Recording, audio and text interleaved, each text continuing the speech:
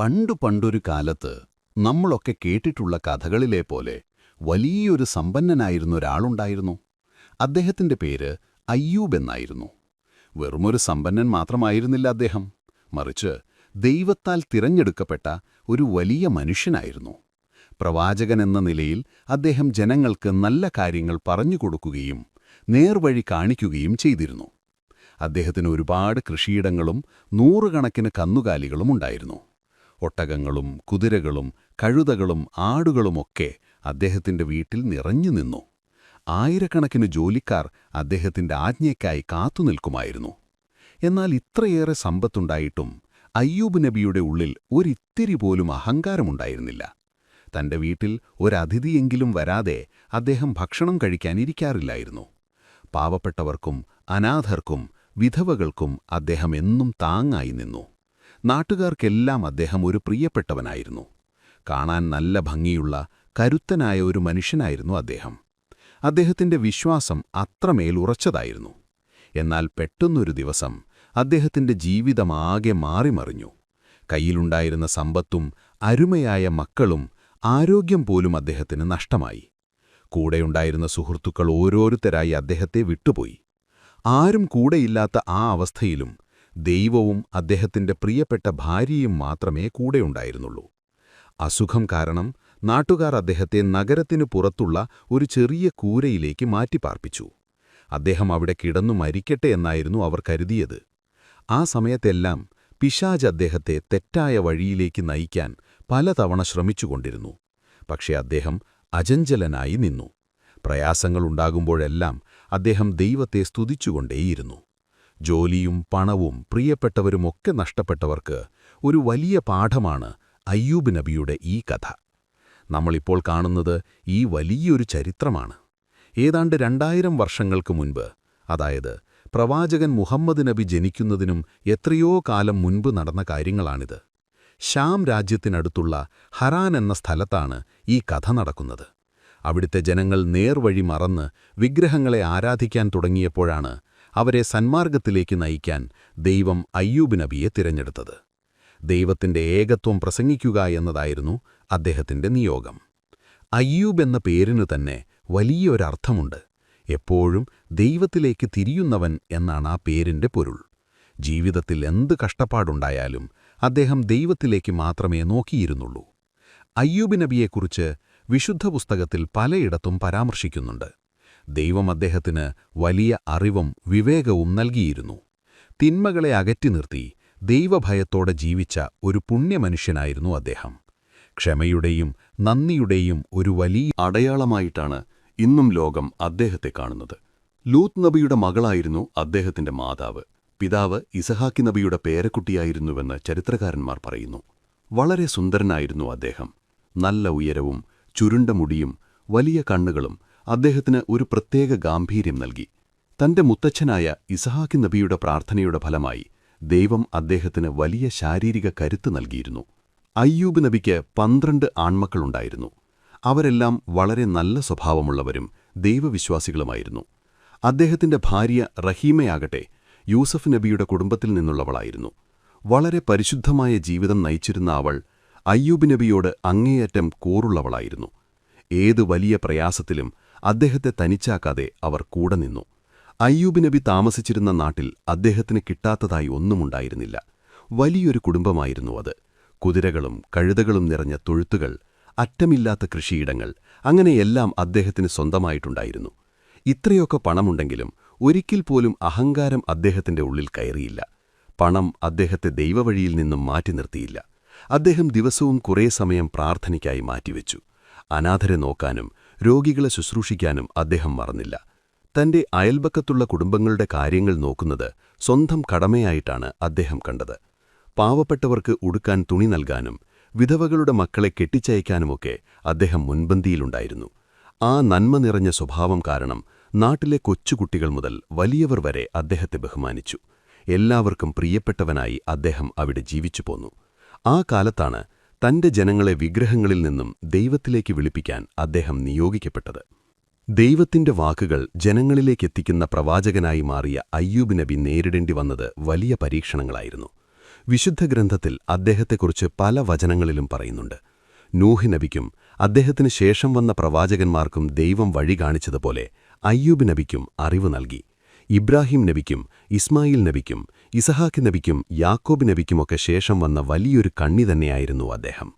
നല്ല കാര്യങ്ങൾ ചെയ്യുന്നവർക്ക് ദൈവം എപ്പോഴും പ്രതിഫലം നൽകുമെന്ന് അദ്ദേഹത്തിന്റെ ജീവിതത്തിലൂടെ ലോകം കണ്ടു.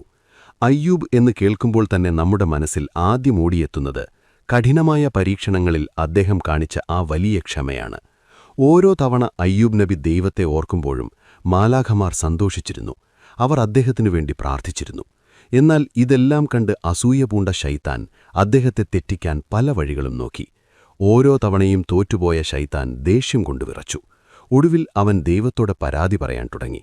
ഓ എന്റെ നാഥ, നിന്റെ ദാസനായ അയ്യൂബിനെ വഴിതെറ്റിക്കാൻ ഞാൻ ഒരുപാട് ശ്രമിച്ചു, പക്ഷെ എനിക്ക് പറ്റുന്നില്ല. അവന് നീ വലിയ കൃഷിയിടങ്ങളും ഒരുപാട് മൃഗങ്ങളും ഐശ്വര്യവുമൊക്കെ കൊടുത്തു. അവന് ഒരു കഷ്ടപ്പാടും നീ നൽകിയില്ലല്ലോ. അവന്റെ ഉള്ളിൽ എങ്ങനെയെങ്കിലും അത്യാഗ്രഹമുണ്ടാക്കാൻ ഞാൻ നോക്കി. പക്ഷെ ഓരോ തവണയും അവൻ ദൈവമേ എന്നെ കാക്കണേ എന്ന് പ്രാർത്ഥിച്ചു രക്ഷപ്പെടുന്നു. നീ അവന് അനുസരണയുള്ള മക്കളെയും കൊടുത്തു. അവന്റെ 12 മക്കളും അവനെ അത്രമാത്രം ബഹുമാനിക്കുന്നു. എന്നാൽ അവന്റെ കയ്യിലുള്ള ഈ സമ്പത്തെല്ലാം നീയൊന്ന് എടുത്തു നോക്കൂ. അപ്പോൾ അവൻ നിന്നെ മറക്കുന്നത് കാണാം. അന്ന് എനിക്കവനെ എളുപ്പത്തിൽ വഴിതെറ്റിക്കാൻ പറ്റും എന്ന് ശൈത്താൻ വെല്ലുവിളിച്ചു. ഇത് കേട്ട ദൈവം മറുപടി നൽകി. ഹേ ശാപമേറ്റ ശൈത്താനെ, നീ എന്തുതന്നെ പരീക്ഷണം നടത്തിയാലും അയ്യൂബ് എന്നെ മറക്കില്ല. ഞാൻ അവനെ എത്രത്തോളം പരീക്ഷിക്കുന്നുവോ അത്രത്തോളം അവൻ എന്നിലേക്ക് കൂടുതൽ അടുക്കുകയുള്ളൂ. ലോകത്തിനൊരു വലിയ പാഠമായി അയ്യൂബ് മാറാൻ വേണ്ടി ഞാൻ അവനെ പരീക്ഷിക്കാൻ തീരുമാനിച്ചിരിക്കുന്നു. അങ്ങനെ ദൈവം അയ്യൂബ് നബിക്ക് നൽകിയ ഓരോ കാര്യങ്ങളും പതുക്കെ പതുക്കെ തിരികെ എടുക്കാൻ തുടങ്ങി. ആദ്യം അദ്ദേഹത്തിന്റെ സമ്പത്താണ് പോയത്. അത് പല രൂപത്തിലായിരുന്നു. അദ്ദേഹത്തിന്റെ വലിയ ആട്ടിൻകൂട്ടങ്ങളെല്ലാം ഒരു വെള്ളപ്പൊക്കത്തിൽപ്പെട്ട് ചത്തുപോയി. വിതച്ചുവച്ചിരുന്ന വിളകളെല്ലാം വലിയൊരു കാറ്റിൽപ്പെട്ട് നാമാവിശേഷമായി. ഇങ്ങനെയുള്ള വലിയ ദുരന്തങ്ങൾ നടന്നുകൊണ്ടിരിക്കുമ്പോൾ ശൈത്താൻ ഒരിടയന്റെ വേഷത്തിൽ അയ്യൂബ് നബിയുടെ അടുത്തെത്തി. ആ സമയം അയ്യൂബ് നബി കുറച്ച് ആളുകൾക്ക് നല്ല കാര്യങ്ങൾ പറഞ്ഞുകൊടുക്കുകയായിരുന്നു. കരഞ്ഞുകൊണ്ട് ഓടിവരുന്ന ഈ ഇടയനെ കണ്ട് എല്ലാവരും അത്ഭുതപ്പെട്ടു. ശൈത്താൻ അടുത്തുവന്നു പറഞ്ഞു, ഓ അയ്യൂബ്, അറിഞ്ഞോ, വലിയൊരു ദുരന്തം സംഭവിച്ചിരിക്കുന്നു. ദൈവം നിന്റെ സകല സമ്പത്തും നശിപ്പിച്ചു കളഞ്ഞു. നിനക്കിനി ഒന്നും ബാക്കിയില്ല. ഇത് കേട്ട ആളുകളെല്ലാം ഞെട്ടിപ്പോയി. പക്ഷെ അയ്യൂബ് നബിക്ക് ഒരു കുലുക്കവുമുണ്ടായിരുന്നില്ല. അദ്ദേഹം ഒരു പരാതിയും പറഞ്ഞില്ല. പകരം ദൈവത്തിന് നന്ദി പറയുകയാണ് ചെയ്തത്. ഇത് കണ്ട് ശൈത്താൻ അന്തം വിട്ടുപോയി. അവൻ വീണ്ടും പ്രകോപിപ്പിക്കാൻ നോക്കി. നിന്റെ ആ വലിയ നിലങ്ങളെവിടെ പോയി? നിന്റെ കന്നുകാലികളെവിടെ? ആ വലിയ തോട്ടങ്ങളും വീടുകളുമൊക്കെ എവിടെ? എല്ലാം പോയില്ലേ? ഇനി ഇതൊന്നും നിനക്ക് തിരിച്ചു കിട്ടുമെന്ന് തോന്നുന്നുണ്ടോ? ഇങ്ങനെ സങ്കടം കൂട്ടി അദ്ദേഹത്തെ തളർത്താൻ അവൻ നോക്കി. എന്നാൽ അയ്യൂബ് നബി വളരെ ശാന്തനായി മറുപടി പറഞ്ഞു. ആരാണെനിക്ക് ഈ സമ്പത്തെല്ലാം തന്നത്? എന്റെ നാഥൻ. അവനതിപ്പോൾ തിരികെ എടുത്തു. ഈ സമ്പത്തിന്റെ ഉടമ അവനാണ്. എന്റെയും ഉടമ അവനാണ്. അവൻ ഇഷ്ടമുള്ളപ്പോൾ അവൻ തരും, ഇഷ്ടമുള്ളപ്പോൾ അവൻ എടുക്കും. അവനെ ചോദ്യം ചെയ്യാൻ ആർക്കും അധികാരമില്ല. ഈ വാക്കുകൾ കേട്ട് അവിടെ നിന്നവരെല്ലാം അത്ഭുതപ്പെട്ടു. തന്റെ ക്ഷമയിലൂടെ അയ്യൂബ് നബി ശൈത്താന് വലിയൊരടി തന്നെയാണ് നൽകിയത്. ഇത്രയും വലിയ നഷ്ടങ്ങളുണ്ടായിട്ടും അദ്ദേഹത്തിന്റെ വിശ്വാസം ഒരു തരി പോലും കുറഞ്ഞില്ല. സമ്പത്തിനോടൊന്നും അദ്ദേഹത്തിന് വലിയ ആഗ്രഹമുണ്ടായിരുന്നില്ല. അതെല്ലാം ദൈവത്തെ പ്രീതിപ്പെടുത്താനുള്ള ഒരു ഉപകരണം മാത്രമായിട്ടാണ് അദ്ദേഹം കണ്ടത്. അതുകൊണ്ടുതന്നെ അത് പോയപ്പോൾ അദ്ദേഹത്തിന് വലിയ സങ്കടം തോന്നിയില്ല. എന്നാൽ പരീക്ഷണങ്ങൾ അവിടെ അവസാനിച്ചില്ല. തന്റെ നിലങ്ങളും തോട്ടങ്ങളും പോയതിന് പിന്നാലെ വലിയൊരു ഭൂകമ്പമുണ്ടായി. ആ ദുരന്തത്തിൽ അയ്യൂബ് നബിയുടെ മക്കളെല്ലാം മരിച്ചുപോയി. ഇത് കണ്ട് ശൈത്താൻ അടുത്ത വേഷവുമായി എത്തി. ഇത്തവണ അവനൊരു അധ്യാപകന്റെ വേഷത്തിലാണ് വന്നത്. അയ്യൂബ് നബിയുടെ മക്കൾ പഠിച്ചുകൊണ്ടിരുന്ന സ്ഥലത്താണ് ഭൂകമ്പമുണ്ടായത്. ഉച്ചത്തിൽ കരഞ്ഞുകൊണ്ട് ശൈത്താൻ അയ്യൂബ് നബിയുടെ അടുത്തെത്തി പറഞ്ഞു, ഓ അയ്യൂബ്, നിന്റെ വീട് ഭൂകമ്പത്തിൽ തകർന്നുപോയി. നിന്റെ മക്കളും കൂടെയുണ്ടായിരുന്ന വിദ്യാർത്ഥികളുമെല്ലാം മരിച്ചു. ഓരോരുത്തരുടെയും ശരീരം കഷണങ്ങളായി ചിതറിപ്പോയി. അവരുടെ ആ നിലവിളി എനിക്ക് സഹിക്കാനായില്ല. എന്നിട്ടും നീ ഇവിടെ ഇങ്ങനെ അടങ്ങി നിൽക്കുകയാണോ? വളരെ ദയനീയമായിട്ടാണ് അവൻ ആ കാഴ്ച വിവരിച്ചത്. അത് കേട്ടപ്പോൾ ഒരു പിതാവെന്ന നിലയിൽ അയ്യൂബ് നബിയുടെ കണ്ണ് നിറഞ്ഞു. അദ്ദേഹം ഒരു മനുഷ്യനല്ലേ, ഒരച്ഛനല്ലേ? ഒരുപാട് സ്നേഹമുള്ള പ്രവാചകനായിരുന്നു അദ്ദേഹം. അല്പനേരം അദ്ദേഹം കരഞ്ഞു. എങ്കിലും ദൈവത്തിന്റെ തീരുമാനത്തെ അദ്ദേഹം പൂർണ്ണ മനസ്സോടെ സ്വീകരിച്ചു. അദ്ദേഹം ദൈവത്തോട് കലഹിക്കുമെന്ന് കരുതി നിന്ന ശൈത്താൻ വീണ്ടും ദേഷ്യപ്പെട്ടു. അവൻ എന്തെങ്കിലും പറയുന്നതിനു മുൻപ് അയ്യൂബ് നബി അവനെ തടഞ്ഞുകൊണ്ട് പറഞ്ഞു, ഹേ ശപിക്കപ്പെട്ടവനെ, നീ ശൈത്താനാണ് എന്നെനിക്ക് മനസ്സിലായി. നീ എന്നെ ദൈവവഴിയിൽ നിന്നും തെറ്റിക്കാൻ നോക്കുകയാണ്. നീ ഇതറിഞ്ഞുകൊള്ളൂ, എന്റെ മക്കളും എന്റെ പണവുമെല്ലാം ദൈവം എന്നെ വിശ്വസിച്ചേൽപ്പിച്ചതായിരുന്നു. അവന് വേണമെന്ന് തോന്നുമ്പോൾ അവനത് തിരികെ എടുക്കും. അതിൽ ഞാൻ എന്തിനവനെ അനുസരിക്കാതിരിക്കണം? ഏതവസ്ഥയിലും ഞാൻ എന്റെ നാഥനെ സ്തുതിക്കും. അതൊരു വലിയ പരീക്ഷണം തന്നെയായിരുന്നു. മക്കൾ നഷ്ടപ്പെട്ട സങ്കടം ഉള്ളിലൊതുക്കി അദ്ദേഹം പറഞ്ഞു, ആരുടെയൊക്കെ സമയം കഴിഞ്ഞോ അവരീ ലോകം വിട്ടുപോകും. ഒരു ദിവസം ഞാനും ഇതുപോലെ പോകേണ്ടവനാണ്. സമ്പത്തും മക്കളും പോയിട്ടും അയ്യൂബ് നബി കുലുങ്ങുന്നില്ല എന്ന് കണ്ടപ്പോൾ അടുത്ത പരീക്ഷണം അദ്ദേഹത്തിന്റെ ശരീരത്തിലായിരുന്നു. വിശുദ്ധ ഗ്രന്ഥത്തിൽ പേരു പറയാത്ത ഒരു രോഗം അദ്ദേഹത്തിന് പിടിപെട്ടു. ആ അസുഖം വളരെ കഠിനമായിരുന്നു. അദ്ദേഹത്തിന്റെ രൂപം തന്നെ മാറിപ്പോയി. നാട്ടുകാർ അദ്ദേഹത്തെ കാണാൻ വരുന്നത് നിർത്തി. ശരീരമാകെ മുറിവുകളും വ്രണങ്ങളും നിറഞ്ഞു. തൊലിപ്പുറത്തൊരു നല്ല സ്ഥലം പോലും ബാക്കിയില്ലായിരുന്നു. അദ്ദേഹത്തിന്റെ നാവുപോലും വീർത്തുവന്നു. ഭക്ഷണം കഴിക്കാൻ പോലും പറ്റാത്ത അവസ്ഥയായി. മുറിവുകൾ നിറഞ്ഞ കൈകൾ കൊണ്ട് കഷ്ടപ്പെട്ടാണ് അദ്ദേഹം ഭക്ഷണം വായിൽ വെച്ചിരുന്നത്. അതിറക്കാൻ പോലും അദ്ദേഹം ഒരുപാട് കഷ്ടപ്പെട്ടു. ഈ അവസ്ഥയിൽ 1-2 വർഷമല്ല, നീണ്ട 18 വർഷമാണ് അദ്ദേഹം കഷ്ടപ്പെട്ടത്.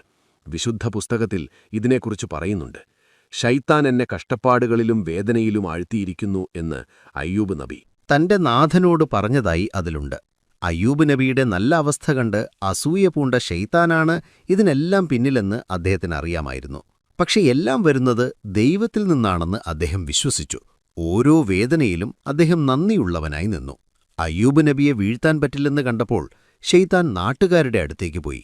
അദ്ദേഹത്തിന് പടരുന്ന അസുഖമാണെന്നും ആരും അദ്ദേഹത്തിന്റെ അടുത്തേക്ക് പോകരുതെന്നും അവൻ നുണകൾ പ്രചരിപ്പിച്ചു. അതോടെ എന്നും അദ്ദേഹത്തെ കാണാൻ വന്നിരുന്ന ബന്ധുക്കളും അയൽക്കാരും വരാതായി.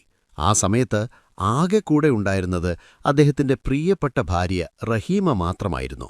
കരുണയുടെയും സ്നേഹത്തിന്റെയും പ്രതീകമായ ആ സ്ത്രീ ഒരിക്കൽ പോലും അദ്ദേഹത്തെ വിട്ടുപോയില്ല.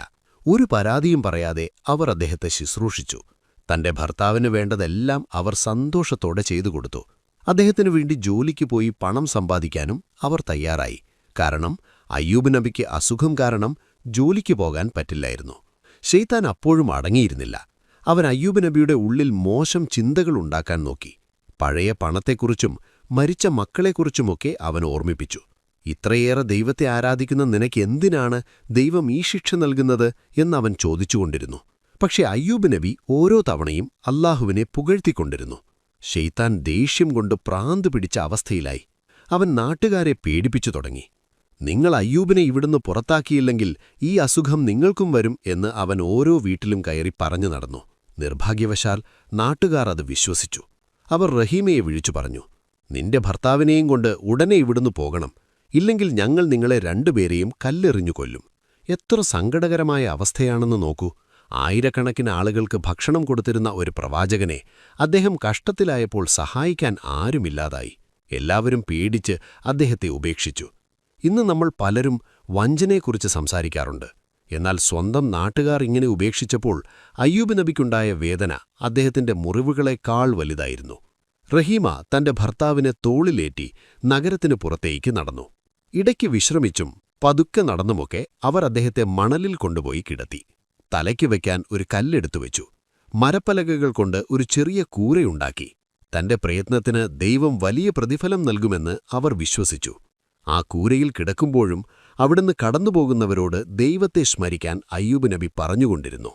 റഹീമ ജോലി ചെയ്ത് തളർന്നുപോയിരുന്നു. അവർ നഗരത്തിൽ രഹസ്യമായി പോയി നൂൽ നൂൽക്കുന്ന പണി ചെയ്യുമായിരുന്നു. അതിൽ നിന്ന് കിട്ടുന്ന പണം കൊണ്ടാണ് അവർ ഭക്ഷണം വാങ്ങിയിരുന്നത്. ചില നല്ലവരായ സ്ത്രീകൾ രഹസ്യമായി അവർക്ക് പണം നൽകുമായിരുന്നു. കാരണം നാട്ടുകാർ അറിഞ്ഞാൽ അവർക്കും ശിക്ഷ കിട്ടുമെന്ന് പേടിയുണ്ടായിരുന്നു. 18 വർഷത്തോളം ഈ അവസ്ഥ തുടർന്നു. അയ്യൂബ് നബി ഒരു പരാതിയും പറഞ്ഞില്ല. ഒരു ദിവസം റഹീമ ചോദിച്ചു, എന്റെ പ്രിയപ്പെട്ടവനെ, എന്തുകൊണ്ടാണ് ഈ വേദന മാറ്റാൻ നിങ്ങൾ ദൈവത്തോട് പ്രാർത്ഥിക്കാത്തത്? അപ്പോൾ അയ്യൂബ് നബി ചോദിച്ചു, റഹീമ, നമ്മൾ എത്ര കാലം സന്തോഷമായി ജീവിച്ചു? 80 വർഷമെന്നവർ മറുപടി പറഞ്ഞു. അപ്പോൾ അദ്ദേഹം പറഞ്ഞു, നമുക്ക് കിട്ടിയ സന്തോഷത്തിന്റെ അത്രയും കാലം കഷ്ടപ്പാടുമുണ്ടാകാതെ പരാതി പറയാൻ എനിക്ക് ലജ്ജ തോന്നുന്നു. അത്രമേൽ വലിയ വിശ്വാസമായിരുന്നു അദ്ദേഹത്തിന്. കഷ്ടപ്പാടുകൾ വന്നാലും സുഖങ്ങൾ വന്നാലും അതെല്ലാം ദൈവത്തിൽ നിന്നാണെന്നും അതിൽ സന്തോഷം കണ്ടെത്തണമെന്നും അദ്ദേഹം വിശ്വസിച്ചു. ഇത് പറയാൻ എളുപ്പമാണ്, പക്ഷേ ജീവിച്ചു കാണിക്കാൻ വളരെ പ്രയാസമാണ്. അദ്ദേഹത്തിന്റെ ശരീരമാകെ എല്ലും തോലുമായി മാറി. ശൈത്താൻ ഓരോ വേഷത്തിൽ വന്ന് റഹീമയെയും തെറ്റിക്കാൻ നോക്കി. ഒരിക്കൽ അവനൊരു പുരുഷന്റെ വേഷത്തിൽ വന്ന് റഹീമയോട് ചോദിച്ചു, നീ ഇത്രയും നല്ല കുടുംബത്തിൽ പിറന്നവളല്ലേ, എന്തിനാണിങ്ങനെ കഷ്ടപ്പെടുന്നത്? നിനക്ക് അസുഖം വന്നാലോ? അപ്പോൾ റഹീമ പറഞ്ഞു, എന്റെ ഭർത്താവ് എനിക്ക് ചെയ്ത നന്മകൾക്ക് പകരം നൽകാൻ എനിക്ക് കഴിയില്ല. നമ്മൾ കുറേ കാലം നല്ല നിലയിൽ ജീവിച്ചു. ഇപ്പോൾ അദ്ദേഹം രോഗിയായപ്പോൾ എനിക്കെങ്ങനെ ഉപേക്ഷിക്കാൻ കഴിയും? ഇത് കേട്ട അയ്യൂബ് നബി പറഞ്ഞു, അത് ശൈത്താനായിരുന്നു. നമ്മളെ തമ്മിൽ അകറ്റാനാണ് അവൻ നോക്കുന്നത്. സൂക്ഷിക്കണം. ശൈത്താൻ വീണ്ടും ഒരു വൈദ്യന്റെ വേഷത്തിൽ വന്നു. അവൻ പറഞ്ഞു, ഞാൻ നിന്റെ ഭർത്താവിനെ സുഖപ്പെടുത്താം. പക്ഷേ ഒരു കാര്യമുണ്ട്. നീ അദ്ദേഹത്തിന്റെ കുടിനീരിൽ അല്പം മദ്യം കലർത്തണം. എന്നിട്ട് അസുഖം മാറുമ്പോൾ നീ എന്റെ മുന്നിൽ വന്ന് ഞാൻ കാരണമാണ് മാറിയതെന്ന് പറയണം. ഇത് കേട്ട് റഹീമ തിരികെ വന്ന അയ്യൂബ് നബിയോട് പറഞ്ഞു. അദ്ദേഹം പറഞ്ഞു, അത് ശൈത്താനാണ്. നമ്മളെ ദൈവത്തിൽ നിന്നും അകറ്റാനാണ് അവന്റെ ശ്രമം. അവനിൽ നിന്നും അകന്നു നിൽക്കൂ. റഹീമ വളരെ സുന്ദരിയായിരുന്നു. ശൈത്താൻ വീണ്ടും ഒരു സുന്ദരനായ പുരുഷന്റെ വേഷത്തിൽ വന്ന് അവരെ വശീകരിക്കാൻ നോക്കി. എന്റെ കൂടെ വന്നാൽ ഈ വലിയ തോട്ടങ്ങളെല്ലാം നിന്റേതാകുമെന്നവൻ പറഞ്ഞു. പക്ഷേ റഹീമ തന്റെ ഭർത്താവിനെ അല്ലാതെ മറ്റാരെയും സ്നേഹിക്കില്ലെന്ന് ഉറപ്പിച്ചു പറഞ്ഞു. ഒടുവിൽ തോറ്റുപോയ ശൈത്താൻ അവിടെ നിന്നും പോയി. വർഷങ്ങൾ കടന്നുപോയി. ഒരു ദിവസം റഹീമ ഭക്ഷണം തേടി പുറത്തുപോയ സമയത്ത് ദൈവം അയ്യൂബ് നബിക്കൊരു സന്ദേശം നൽകി. ജിബ്രീൽ എന്ന മാലാഖ വന്നു പറഞ്ഞു, ഓ അയ്യൂബ്, നീ ഇത്രയും കാലം ക്ഷമയോടെ നിന്നു. ഇനി ദൈവം നിനക്ക് ആരോഗ്യവും സമ്പത്തും നൽകാൻ പോകുന്നു. നിന്റെ കാൽകൊണ്ട് നിലത്തൊന്ന് ചവിട്ടുക. അവിടെ നിന്നും വരുന്ന വെള്ളത്തിൽ കുളിക്കുകയും അത് കുടിക്കുകയും ചെയ്യുക. അയ്യൂബ് നബി അതനുസരിച്ചു. നിലത്ത് ചവിട്ടിയപ്പോൾ 2 നീരുറവുകൾ പൊട്ടിവന്നു. ഒന്നിൽ ചൂടുവെള്ളവും മറ്റേതിൽ തണുത്ത വെള്ളവും. ചൂടുവെള്ളത്തിൽ കുളിച്ചപ്പോൾ അദ്ദേഹത്തിന്റെ പുറത്തുള്ള എല്ലാ മുറിവുകളും മാറിപ്പോയി. തണുത്ത വെള്ളം കുടിച്ചപ്പോൾ ഉള്ളിലെ അസുഖങ്ങളും ഭേദമായി. ദൈവത്തിന്റെ അനുഗ്രഹത്താൽ അദ്ദേഹം ഒരു യുവാവിനെപ്പോലെ കരുത്തനായി മാറി. അദ്ദേഹത്തിന് പുതിയ വസ്ത്രങ്ങൾ ലഭിച്ചു.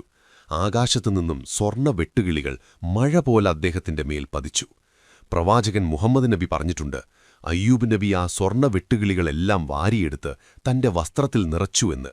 അപ്പോൾ ദൈവം ചോദിച്ചു, അയ്യൂബ്, ഞാൻ നിന്നെ വീണ്ടും സമ്പന്നനാക്കിയില്ലേ? പിന്നെന്തിനാണ് നീ ഇതൊക്കെ എടുക്കുന്നത്? അപ്പോൾ അദ്ദേഹം പറഞ്ഞു, അതേ എന്റെ നാഥ, നീ എന്നെ സമ്പന്നനാക്കി. പക്ഷേ നിന്റെ നന്മകളിൽ നിന്നും എനിക്ക് മാറി നിൽക്കാൻ കഴിയില്ല. നീ നൽകുന്നതെന്തും ഞാൻ സ്വീകരിക്കും. ഈ മാറ്റങ്ങളൊന്നും റഹീമ അറിഞ്ഞിരുന്നില്ല. അവർ തിരികെ വന്നപ്പോൾ കൂരയിൽ ഭർത്താവിനെ കണ്ടില്ല. അവർ പരിഭ്രാന്തയായി. അദ്ദേഹത്തിന് സ്വന്തമായി എഴുന്നേൽക്കാൻ പോലും കഴിയില്ലായിരുന്നു. സങ്കടത്തോടെ അവർ ഓടി നടന്നു തിരഞ്ഞു. വഴിയിൽ വെച്ച് കണ്ട ഒരു യുവാവിനോട് അവർ തന്റെ ഭർത്താവിനെ കണ്ടോ എന്ന് തിരഞ്ഞു. അദ്ദേഹത്തിന്റെ രൂപം അവർ വിവരിച്ചു കൊടുത്തു. യുവാവ് ചോദിച്ചു, പണ്ട് അദ്ദേഹം എങ്ങനെയായിരുന്നു? റഹീമ പറഞ്ഞു, സത്യമായിട്ടും അദ്ദേഹം കാണാൻ നിങ്ങളെപ്പോലെ തന്നെയായിരുന്നു.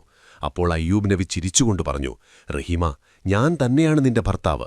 ദൈവം എനിക്ക് ആരോഗ്യം തിരിച്ചു നൽകി. റഹീമയ്ക്ക് സന്തോഷം കൊണ്ട് കരച്ചിൽ വന്നു. അവർ രണ്ടുപേരും ചേർന്ന് ദൈവത്തിന് നന്ദി പറഞ്ഞു. അത്ഭുതകരമെന്ന് പറയട്ടെ, റഹീമയ്ക്കും തന്റെ യൗവനവും സൗന്ദര്യവും തിരിച്ചു കിട്ടി. അവർ പിന്നീട് 70 വർഷം കൂടി സന്തോഷത്തോടെ ജീവിച്ചുവെന്ന് പറയപ്പെടുന്നു. അവർക്ക് വീണ്ടും 16 ആൺമക്കളുണ്ടായി. പണ്ട് നാട്ടുകാർ അവരെ പുറത്താക്കിയതാണ്.